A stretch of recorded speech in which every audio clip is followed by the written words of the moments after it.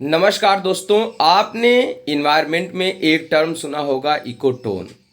आज मैं अपने इस वीडियो में इकोटोन के बारे में बात करने वाला हूं और हम समझेंगे कि इकोटोन एक्चुअली होता क्या है। तो जब आप कभी भी इकोसिस्टम्स को देखते हैं तो हमेशा दो इकोसिस्टम के बीच में एक ट्रांजिशन जोन होता है जिसे इकोटोन कहा जाता है। मतलब कि इकोटोन जो होता है it is a transition zone between two diverse ecosystems. अब आप इस तस्वीर को देखिए, यह माउंटेनियस और फॉरेस्ट इकोसिस्टम के साथ वाटर इकोसिस्टम को दिखाने वाली एक तस्वीर है। तो आप देख के समझ सकते हैं कि यह एक संक्रमण क्षेत्र जैसा एरिया होता है जहां पर दोनों इकोसिस्टम्स मिलते हैं, या आप इसे ऐसे भी कह सकते हैं कि it is a junction between two diverse ecosystem. तो आप देखेंगे कि जो इकोटोन रीजन होते हैं वो बहुत ही इम्पॉर्टेंट होते हैं। जैसे मैं आपको एक एग्जांपल दूं कि समझिए कि किसी जगह पर एक तरफ जो है वो पहाड़ियां हैं और दूसरी तरफ समुद्र हैं। मतलब एक तरफ माउंटेनियस इकोसिस्टम है और वहीं पर जस्ट उसके नीचे ही मैराइन इकोसिस्टम है।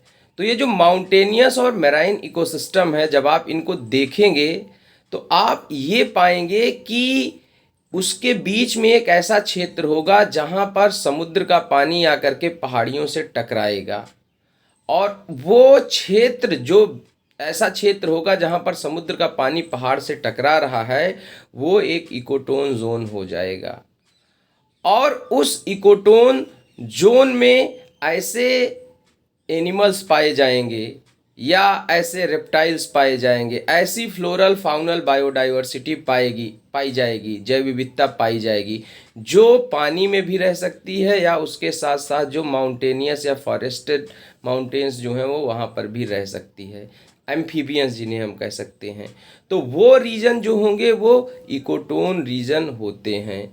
अब ये बहुत ही इम्पॉर्टेंट होते हैं, जैसे कि ये हाई बायोडाइवर्सिटी रीजन होते हैं, बहुत सारी बायोडाइवर्सिटी को कंटेन करते हैं, क्योंकि यहाँ पर दोनों तरह के जीव जंतु रह सकते हैं, जो समुद्रों वाले भी हैं और उसके साथ साथ जो लैंड वाले या माउंटेन वाले हैं वो भी रह सकते हैं।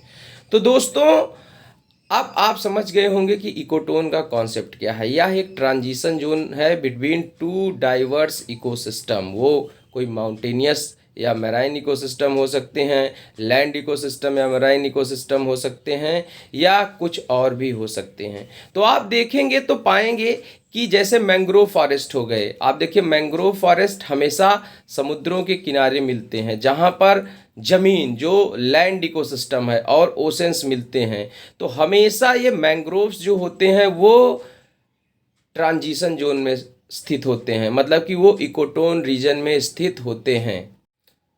तो उसी तरीके से river bank, estuary, coastal regions, ये सारे के सारे इकोटोन रीजन के एग्जाम्पल हैं। यहाँ पर दो इकोसिस्टम मिलते हैं, तो दो इकोसिस्टम जहाँ पर मिलते हैं उस संक्रमण क्षेत्र को इकोटोन कहा जाता है।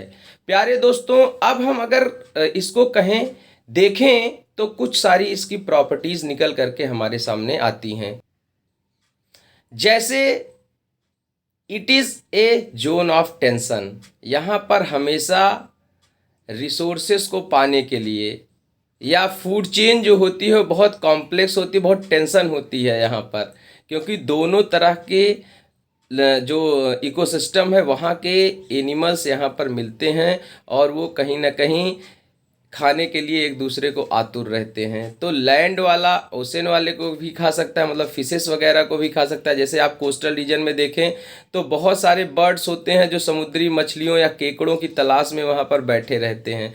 तो हमेशा मतलब इस तरीके से आप पाएंगे कि बर्ड्स के साथ साथ ही और भी बहुत सारे क्रोकोडाइल्स वगैरह रहते हैं। आप देखेंगे वो पंछियों को खाने की जो है वो ताल में बैठे रहते हैं। तो मतलब यहाँ पर कंपटीशन है, हमेशा रहता है ज़्यादा, और टेंशन रहता है। तो ये जोन ऑफ टेंशन होती है, जोन ऑफ ट्रांजिशन होती है। उसी तरीके से ये छोटा भी हो सकता है या कोई एक बड़ा एरिया भी हो सकता है। और यहाँ पर हमेशा आपको वैरायटी ऑफ ऑर्गेनिजम्स ज़्यादा देखने को मिलेगी क्योंकि दो इकोसिस्टम मिल रहे हैं। तो दोस्तों ये मेरा छोटा सा वीडियो था इकोटोन रीजन को समझाने के लिए। आई होप आपको पसंद आएगा, और पसंद आएगा तो लाइक शेयर सब्सक्राइब करिए। मिलते हैं अगले वीडियो में कुछ नई चीज़ों के साथ।